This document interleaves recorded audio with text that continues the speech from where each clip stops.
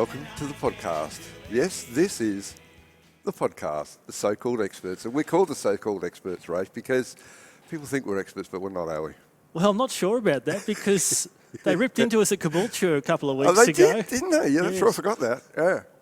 So I think the so-called tag actually works. Yeah, well, that's right. And they drew 2-2 with Springfield on the weekend. Yeah, and 2 late goals from Caboolture, so that was a bit of a surprise result. If we're going to talk about capital leagues, the other surprise is Taringa. Well, not so much surprise, but Taringa, their third successive loss. Three in a row, yeah. Well, it's good for South United. Moggle showed it was no fluke against Olympic. Indeed, and Moggle have got their whole team back on the park, I believe. And we haven't talked about that yet, but maybe later on we will. Maybe we will, but first of all, we're going to start off because we've got a very special... We should say where we are, Rafe.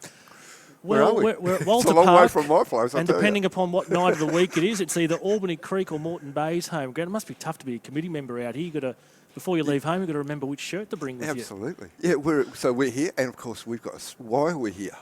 We're here because the Westfield FFA Cup, the final game, so not only in excited. Brisbane, but in Queensland for round 5. Yes, and it's Capalaba are up against the home side Moreton Bay Jets. Yes, they are. And who's the coach, Capalaba? The coach of Capalaba is one Geoff Hurford. Who we have right at the table, Jeff. Evening, gents. How are we? Lovely to have you here. Pleasure to be here. Yeah, it's the last time that I talked to you on the old podcast was State of Origin night. Do you remember that? Oh, yes. Many years ago. Yeah. Which is good. Yeah, I've still got the picture of me and you with the Queensland gear on. Right, one of my favourite photos, actually. Yeah. you did some more photos then. Yes, that was before Posh and Beck's, I believe, before the great wedding. Oh, yes, it would have been too, yes. We're going to talk football, of course. For those of you who don't know, Geoff Hurford is the coach of Capalaba. He's had a long and distinguished career. Tell us briefly a few of the highlights of your career at the club. Obviously, I got brought across from Graham Ross to Capalaba when they first got promoted and played 4 or 5 years with them. Went to have a stint, a season off, or pretty much retired, to be fair. Got dragged into helping East out for a season, and obviously I've been coaching Women's Premier League with East for a few years. Pete Davidson got me back to be his assistant last year to help Capalaba, and I guess things took its course there, and then the committee obviously decided I must have done an all right job, so they kept me on for another year. I suspect it was inevitable. You do have a giant photograph on the wall in the clubhouse there at John Fredericks Park. I'm not the only one. Well, no, but I think you were destined to be the coach there at some point. What do you think, Rafe? That's fair enough, isn't it? Well, I want to go back and talk about... So you obviously coached at East with the women's side. Correct, yeah. So, and then, assistant coaches gigs. How has that sort of set you up for the head coach role? It's definitely different from women's football to men's. So I learned a fair bit off Pete Davidson within the 7 to 8 months that I had with him at Capalaba, and it was good. Learned a lot of different things, and it's definitely a completely different style of game to coaching men's Premier League than obviously the women's. But hopefully I've adapted okay, and let's see where it takes us for the rest of the season. Well, you look to have adapted okay so far to me. You kicked off the season with a loss to North Pine, which, looking back now, that was a vital loss, wasn't it? Yeah, thanks. Yes. Well, look, from my perspective, all the news that I got through was that you should have won easily. So that was a good sign to at least kick off with a good performance, if not the result. Yeah, it was a good sign, but at the end of the day, it was very frustrating at the same time, where we held most possession, but I guess we were taught a lesson that possession doesn't get you goals either. And North Pine had basically 4 attempts on goal, and they banged 2 away, and we had a billion and didn't. Yep. So at the end of the day, goals win you games, and if you can't put the ball in the back of the net, then to be fair, it doesn't really make too much of a difference to your lead-up play. Was that you had a big squad turnover in the off-season? Yep. Has it just been a matter of things clicking as games have sort of progressed? Without a doubt, yeah. We had a fairly big clean-out. Some wanted, others not.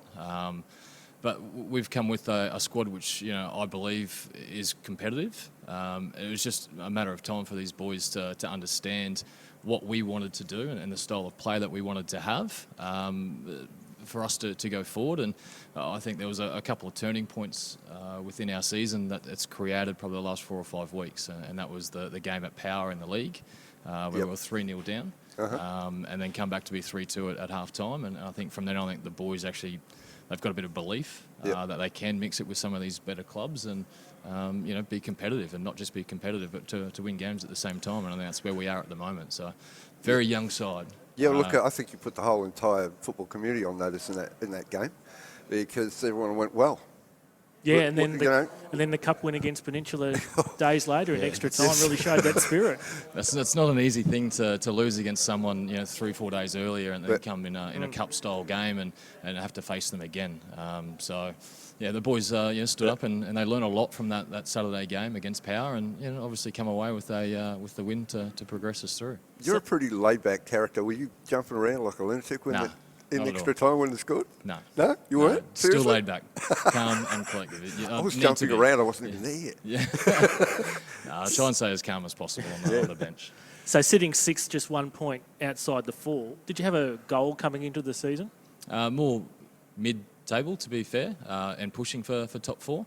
We knew we were going to be competitive, but it was just depending on how quickly these boys really took grasp of what we actually were trying to do. If it would take a full round, or it would take 6 or 7 weeks. I was happy with mid-table, but now looking at it, we're definitely pushing for top four, and realistically, hopefully even a top 2 finish. So surprised and pleasantly surprised, I guess. Pleasantly surprised. I'll be completely honest. I think we're at least 4 or 5 weeks ahead of where I actually thought we would have been. So, and credit to the boys. It's got nothing to do with what we're doing. It's all to the boys actually adapting and believing in what we're actually telling them during the week, which is good. Did you just say realistically a top 2 finish? Because that could be the quote of the season for me. Because it's possible. It's a lot of talk. Well, I know it is. There's a lot of talk about. Why wouldn't we? I know there's a lot of people. Why wouldn't we try and seen you aspire to play that have said to me specifically, look out for Capalaba, because they are a real genuine threat. I think consistency, once again, is our issue. And if we can get that right, why wouldn't we be able to be pushing for that top 2? Spot? I guess Lions is out of touch realistically for us. So winning a premiership is not within our realm of excitement, I guess. But definitely a top 2 or a third sort of place. But I guess initially over the next 3 to 4 weeks is very important for us.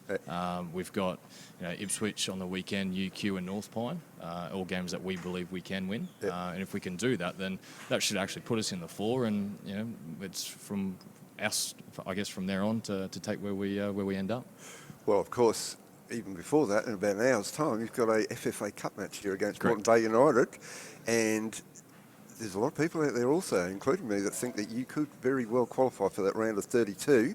If you get through the game tonight, there's some handy draws left in that.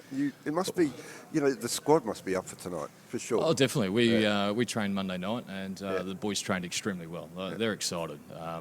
Coming up against a so-called league above where we are. So we're excited to come here, and we're under no illusion that it's not going to be easy. We know it's an extra step in terms of, I guess where East found out last night. It's an extra step. It's a quicker game. We really need to step up to where we are to make sure we try and get a result here. And that's we're not coming here just to play 90 minutes. We're coming here to win the game. Play 120 minutes. No. 90 minutes, hopefully. Thanks. Yeah, it looks to me like you've really found form at the right time for the FFA Cup. You seem to be right in that slot at the right time. You can keep that run going over the next few weeks. Well, hopefully. The Cup is completely different to your league games. You get 90 minutes to get a result, so you're going to have to change certain things as the game goes on, which you do anyway. But tonight it's 90 minutes or we're out. So the boys are fully understanding of that. There's no tomorrow here, so we'll do whatever it needs to be done to make sure we walk away with the points. Well, if you do qualify for the FFA Cup round of 32 and you get to play away, and I come with you with Charles and Gibbo and Kim and Max and all, I may need a paramedic to follow me around. You might make it home alive. Is that right? We're really supportive of what's going on at Capalaba. There's been a bit of renaissance down there, and that's a good thing because it's such a big club, and you did suffer, at the hands of when the NPL started. You lost a lot of players, so it seems that it's all coming back together down there. Yeah, fingers crossed. We've got good coaches in the right spots, we believe now, and it's a building process for us. We're not going to get carried away, especially where we are at the moment. And realistically, we've done nothing. We've achieved nothing at all at the moment. Yep. So it's basically making sure that we're successful in years to come. So it's that rebuilding stage, Yep. and that's where we know we're at. But we're happy where we sit at the moment. So Is Greg Thomas across. still playing? I think he's coaching somewhere in Victoria, isn't he? Yeah. Bottom of the table or something. Get I'm him not sure. back. I'm sure he's good for one game. You might get a game in Melbourne. Yeah. So, well, that's good. It's all great for Capalaba. What do you think we should do? Should we go on to looking at the Brisbane Premier League for this weekend coming? Oh, no. Yeah, well, let's talk about last weekend. Last week. UQFC versus Lions. So that was washed out. The other game on Sunday night was washed out. Maybe we could take a quick look at. We've been seeing a lot of each other over the last 3 or 4 days. It's been awful. We were down at Roachdale Underwood Park on Saturday night for And, Roachdale Hurf Rovers was there versus too? Switch Yep. Knights. Yeah. And Roachdale won 3-0. What was your opinion on the game, Hurf? Because you are the man in the hot seat. I thought it was a fairly scrappy affair, to be honest. I didn't think the game really flowed a great deal. I actually thought Ipswich was probably the better side leading into half time, and probably even 15-20 minutes after the half time.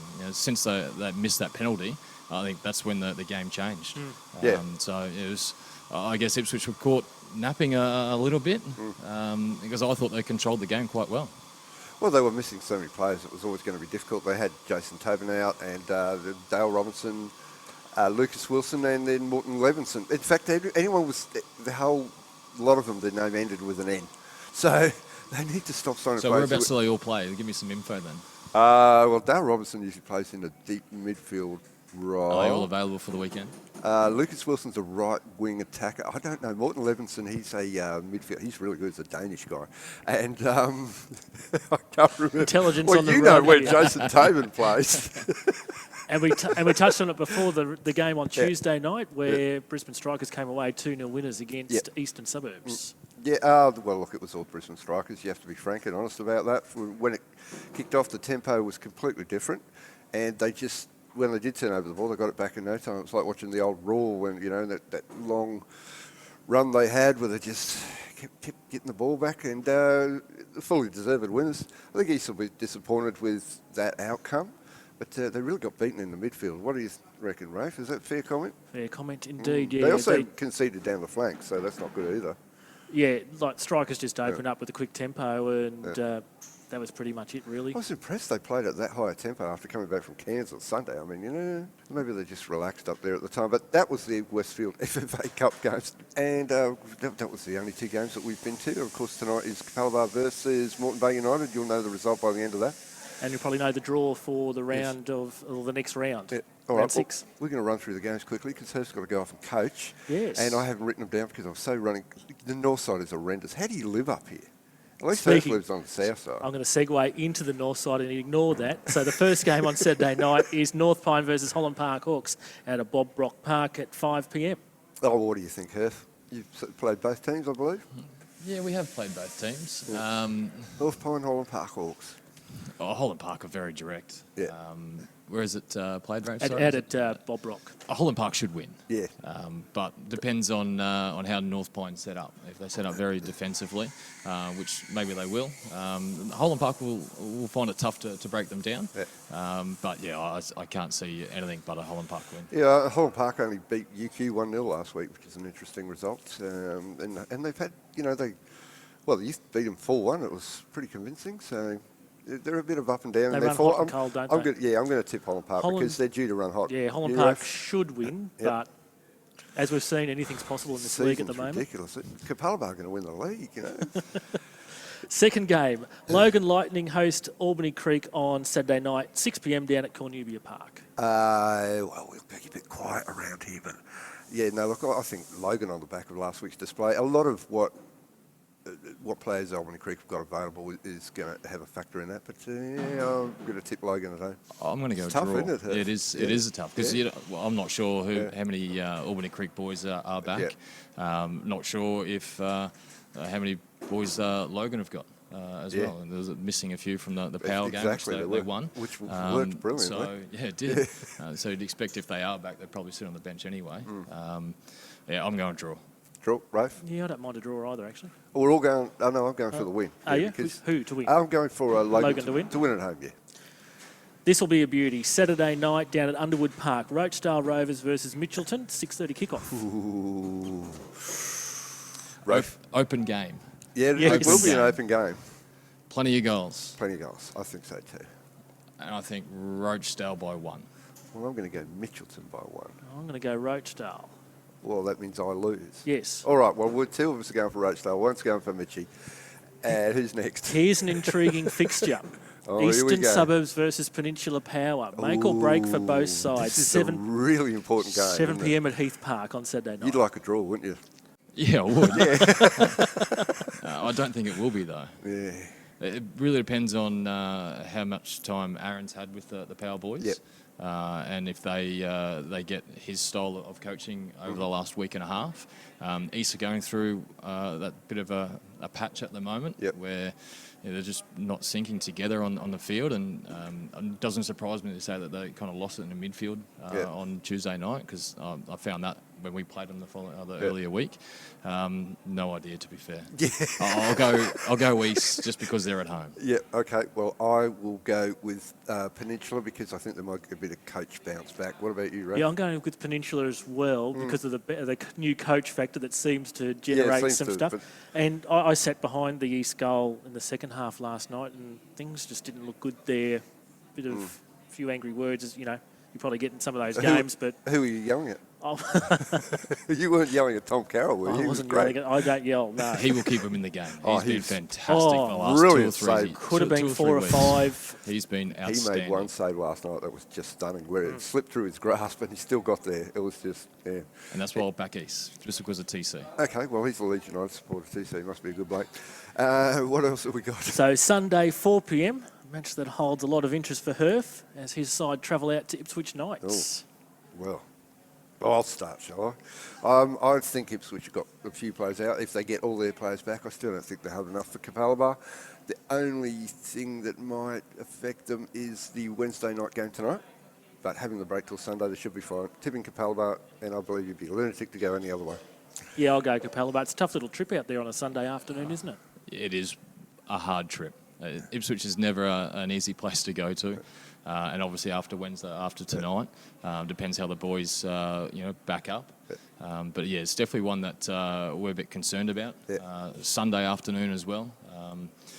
It could be raining, but it'll still be bloody hot. The sun will still be coming over the train line in the second half. Yeah, exactly right. So it's a very tough place to go and take away all 3 points. But hopefully the boys recover well after tonight, and we can do the job again on Sunday at Ipswich.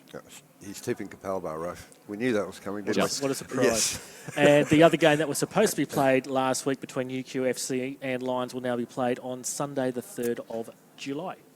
Can I ask why that was brought forward to start with? Does anyone know? I think it might have to do with field availability at the Gap. Yes, because that's what it was. UQ at the Gap. Yep, that's why it was Fair brought enough. forward. So that they're not playing on Sunday. Lions aren't playing on Sunday. Lions are not playing on Sunday, which means they're probably, almost 3 weeks between a game. They would have played last Wednesday night in the Cup. It's so 2.5 fallen the week wrong games. way for them. Yeah. The teams that have got injuries would probably, it would be a blessing. But so that's how it's looking this weekend. We're going to try and get 7 out of 7, or we might get 8 out of 8 after Capalaba beat Moreton United tonight. And it's going to be good to have you on again. It's been good, yeah. It's good to have a chat with you boys. Time flies when you're on the show. You're very frank, and I like that. It's very important. And it's nice to see you again, Rafe, I suppose. I won't be seeing you for a while after this. Well, not until next week, at least, when we won't be on the deck anymore. We'll be at in Jibo. new surrounds. Yes. Why won't I be seeing you for a while? Because I forgot about the podcast that we do every week. That's why. Oh, fantastic. I have been Phil Davis. You have been Geoff Hurford. And you have been Rafe Griffin, and we are going to go and watch one of the games of the season, and we'll talk to you again next week. Cheerio.